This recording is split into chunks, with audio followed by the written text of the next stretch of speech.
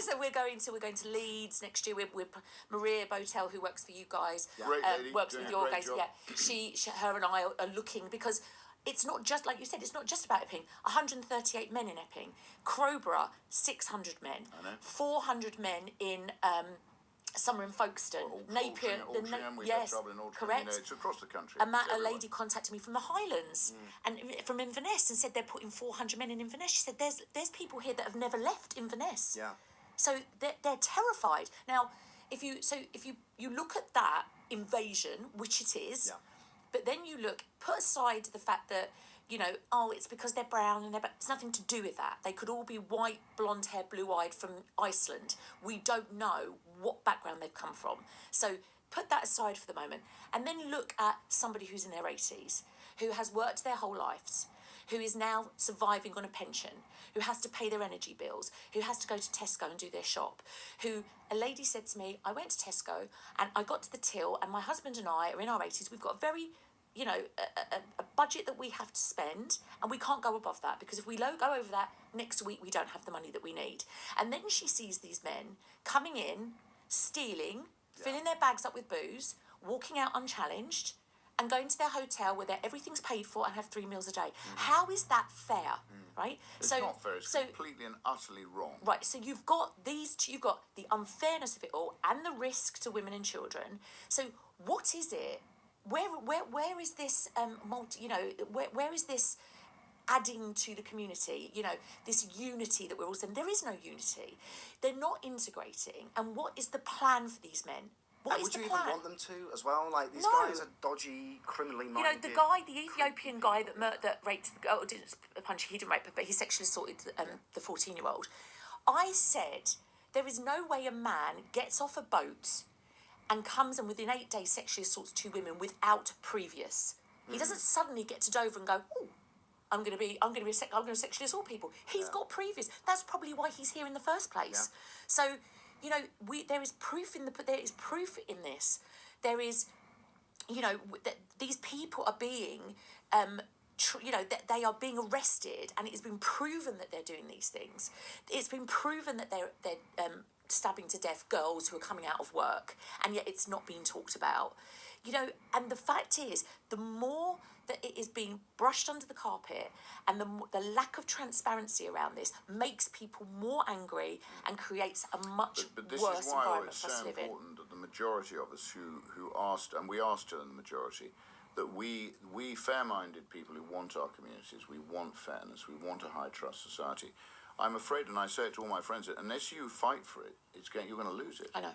So, our team, Charlie, myself, Harrison Pitt, Alistair Harrison, all of our team, we produced a very in-depth research document, because we're all told, it's impossible to deport these people, detain and deport them, because the Constitution doesn't allow it. We've actually set out in about 100 and whatever it is, 8 pages. 109, something like that, yeah. Something like that. Yeah. I don't know exactly how many, but nearly around that. We've actually set out, the reasons why the Constitution is currently a problem, how we amend the Constitution, and then practically how we deliver the deportation that's necessary. And that way, I think, if people want to do it, there is a route to doing it. There's one thing that's lacking, and that is the will of the government. Of course. And the point is, for some extraordinary reason, they seem to feel that Britain is now open to provide welfare for the world. And that's not what the British people want. It's not what they should be paying for. And frankly, they've got to stand up and say so. And I think what's happening in Epping is a fantastic example of what can be done. You did actually make a huge difference. I think you've given a lot of people a lot of confidence to do the same thing. And hopefully other people will replicate that model.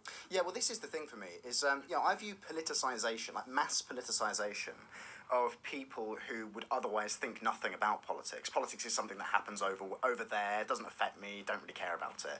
That's the proper place of government and politics, in my view. But we're increasingly in a scenario as a country where everyone is politicised. I think in a way this began with COVID, when obviously the political became unavoidable because everyone was locked in their homes, by the force of the state. And we're now in a situation where, similarly, the political, you may not be interested in the political, but the political is interested in you. You're going to have these fighting age foreign males forced upon your community. They're going to be wandering around your high streets doing God only knows what. And I think that's the reason that you're seeing movements like your own be so successful. Yeah. And so I'm interested the impression that I've got from what you've said so far is that there is an appetite out there right now among the women of Britain, not even, the blokes, for something not extreme, but radical, right? Yes. Radical but sensible. Yes. Because in my view, radical is a kind of relative term. Because what we have right now, the kind of regime that governs this country, is itself extreme. Yes. Is itself completely detached from reality, detached from the concerns of ordinary people. And actually, people want radical change. But what they want basically is a return to something resembling sanity. Is that your experience? Yes, and I think that what you're seeing, and talking, as Rupert said, about mainstream media, you're seeing older people who definitely wouldn't have gone on X and wouldn't have gone on Instagram, etc., and they're going on these platforms because they're seeing that that's where they're going to get the truth from. Well, thanks to Elon, we've got Exactly. So, these ladies are following me, and I'm talking about everything, not just the migrant issue, but the fact that, if you're a family and you've got 5 children and you're all on benefits, you're earning more than a midwife and a policeman who are married and trying to bring up 3 children and pay for childcare. And it's more beneficial to be on benefits than it is to work. So we're creating an economic disaster that's going to make the banking crisis look like, a walk in the park. And people are actually starting to wake up to this. And at the same time that all this money's being spent, your bins aren't being picked up. You've got holes in your road. So this is local stuff. This is stuff that is affecting people. This is not, Westminster bubble. This is, I can't, and also I go shopping. To pull up and to go shopping locally and to buy a pint of milk cost me £2 on one of those meals. So the whole thing's just... Well, I think you've raised an incredibly important point, and I was talking about this earlier today. You see, I think, obviously, we've got this immigration which is unacceptable. It's got to be stopped. And we've got to then turn our attention to deporting those people who aren't making a contribution to the country at some stage. We've talked about this before. Who've come here legally.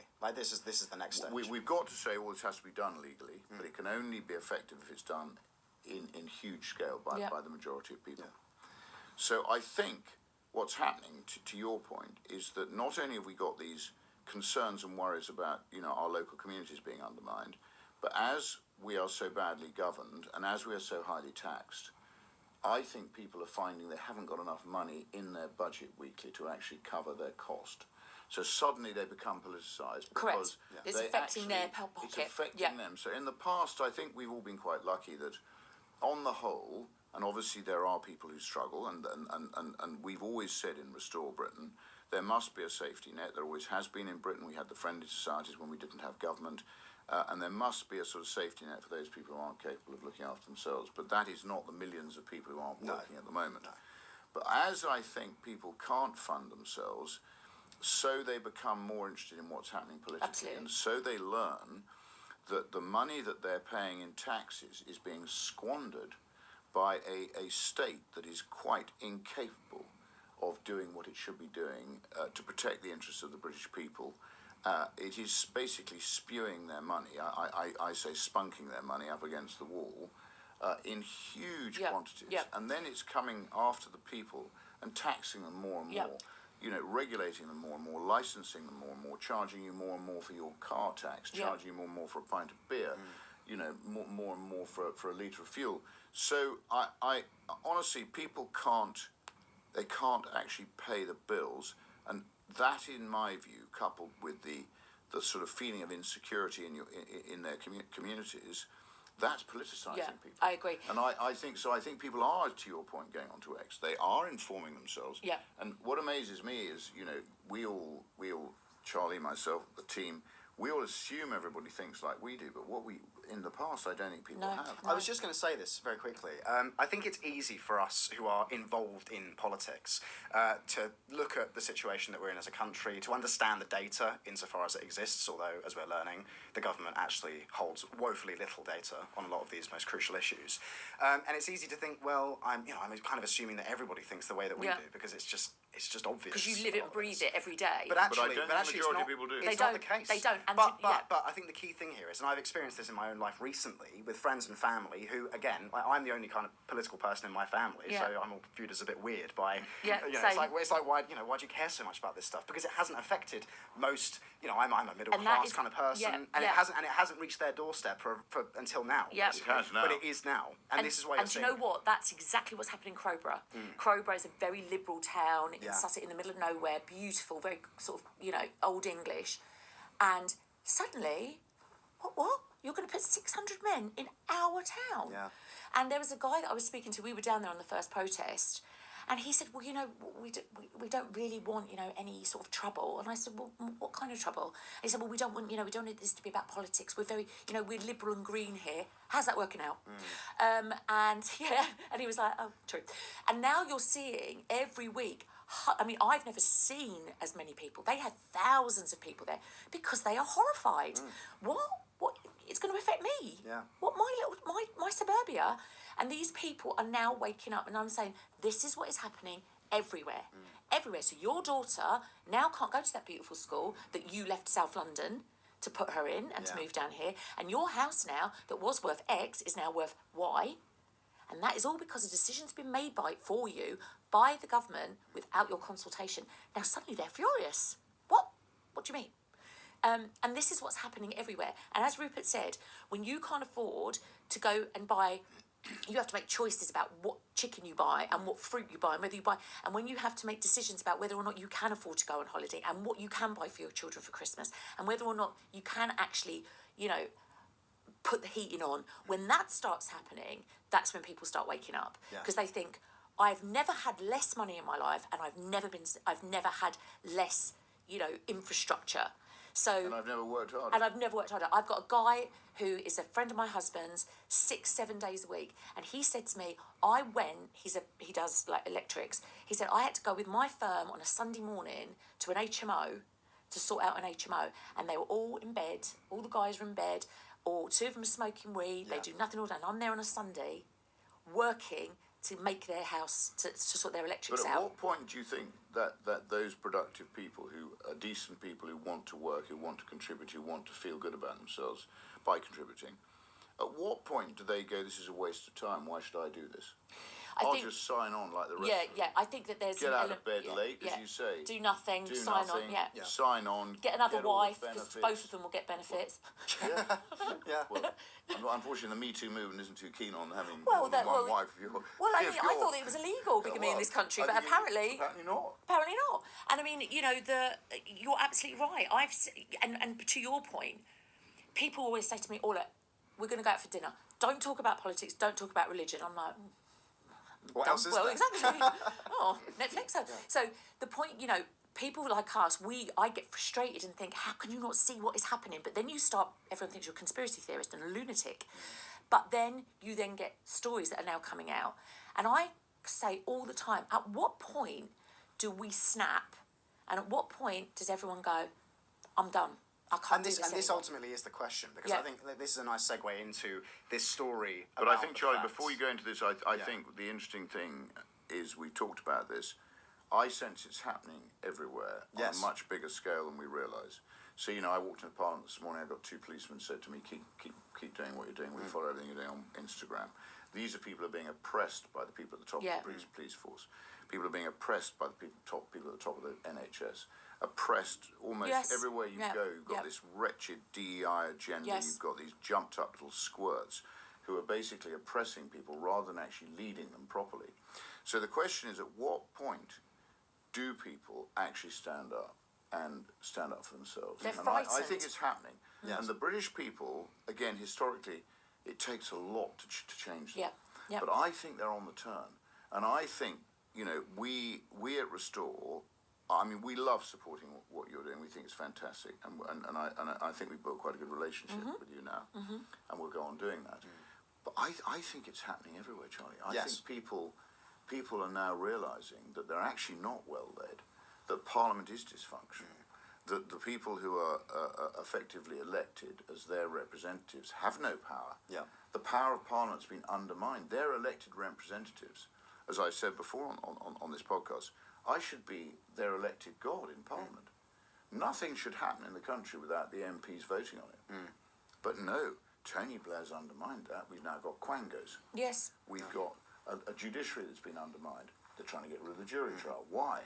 Because they know that on the whole, 12 fair women and men true are going to make the right decision. They may not understand everything, but ultimately I'd rather be in front of 12 honest people from the community Than a corrupt judge. Than a corrupt judge. Correct. Got no chance against a corrupt judge. Yeah. Yes, and this is the thing, it is ultimately a question of leadership, right? And I think this is something that we have already succeeded in doing at Restore, is actually providing some leadership to the country on very important issues. And this, in my view, is the great criticism of reform, is the fact that they're kind of, they're not on the cutting edge when it comes to these issues. I think they tend to wait for other people to kind of clear the undergrowth so that they can then walk through and talk about the things that were maybe 6 months ago, taboo, terrible things to talk about. Well, at the moment, I think they think that they've, and I played a part in getting their share of the vote up.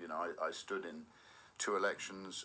I worked hard to drive reform support, thinking that I was, and I have no issue with the reform.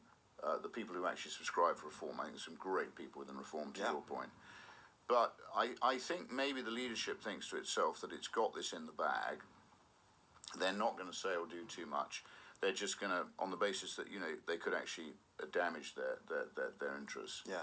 But I don't think that's what the country wants. I think the country wants people who actually are principled, who are going to make decisions. Some of them may be unpopular, but they may be necessary. And I think to sit back, wait, that's yesterday's game. I think you've got to be proactive. I think you've got to tell people what you're going to do, and you've got to basically lead from the front. Yeah. And in the end, if you don't do that, I think it's not a case now of Gordon Strachan used to say to me, a good striker sometimes stands still, Chairman.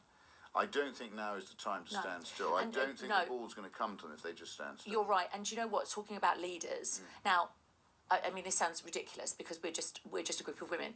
But I didn't wake up in July and think, oh, I'm going to be, the next, Emmeline Pankhurst. I didn't think that. But what's happened is that I'm naturally a very bossy, as you can ask my husband, very bossy leader. And when I'm still with you, though, isn't he? Well, under duress. But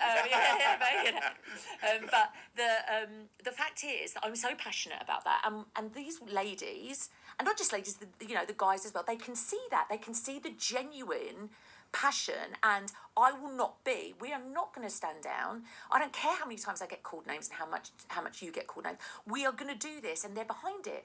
So to your point, people want to see, whether it be leaders in local protest, leaders in government, councillors, they want to see people with some bloody backbone. Quite right. Right? Where are the people with backbone? Well, let me tell you all, you'll have a badge of honour when you get called a racist by Emily Maitlis. Oh, yeah, I know. That is Can a I get a badge sash? of honour that you've got to work hard to win. I've got it. I know. I've got the colours. And again, when I first got called Nazi Barbie, there was a hashtag Nazi Barbie, that's what I got called. I was horrified. I was, oh my God. Now I'm like, whatever, bring it on. Badge of honour. Because the thing is, you become immune to it. And when I said to somebody the other day, when you're principled and you stand by those principles and you follow them through, no matter how much you get abused, then, nobody can turn around to you and say you flip-flop. And that is, integrity is everything. And if people don't have integrity moving forward, the public will see through it and then they'll be finished. And this is what gets me, by the way, is the fact that, just quickly, what gets me is the fact that what the majority of people want in this country is not really any different to what previous generations have viewed as being just, it was assumed that you'd be able to buy a house, for example, right? And we've talked about this already on the show. But like the desires of the people who are now feeling as though they have to stand up and make their voice heard and do something about the trajectory of the country, it's not like they want like a revolution or something. It's not like there's some kind of utopian ideological project at work here. This is like absolute basics. Yes. Food prices, fuel prices, house prices, right? Being able to walk in your own neighbourhood at night and not feel like you're going to get stabbed or raped by a dodgy foreigner who shouldn't even be here in the first place, right? And this is what gets me, is it's such an indictment of our system that it has selected for leaders who have, given us these kinds of conditions. Yeah. Right. Yeah. Because it seems to select for people who are incompetent or just liars. And you know, again, you know, all of those points, you want your children to have a good education. You know, it doesn't have to be private, but a decent education with decent teachers who don't try and manipulate their mind and, you know, tell them that this is that and this is the, you know, teach them to read and write. That's your job. Yeah. You know, don't indoctrinate them in the you know, your ridiculous ways. Be able to go to the NHS and get an appointment. You know, and then when you start seeing through all of it and you start thinking, well, wait a minute, everything I'm putting in, I'm not getting out. Yeah.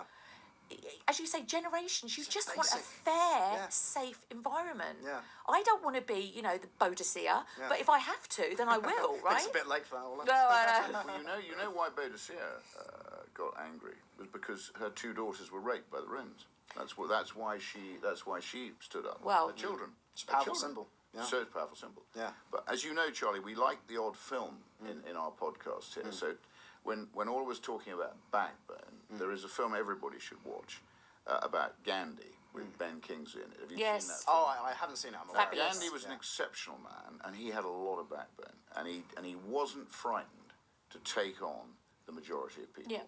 And I think that, to my mind, this is where, and I feel, and I wouldn't ever put myself in the same category as Gandhi. Sometimes At least you're wearing I clothes. stand up in Parliament and I speak the truth. And I feel like I'm a sort of lone prophet in the wilderness because I don't think they've seen the truth there for years. And it does take a lot of fortitude to stand up against the majority. Yes, it does. But let me say,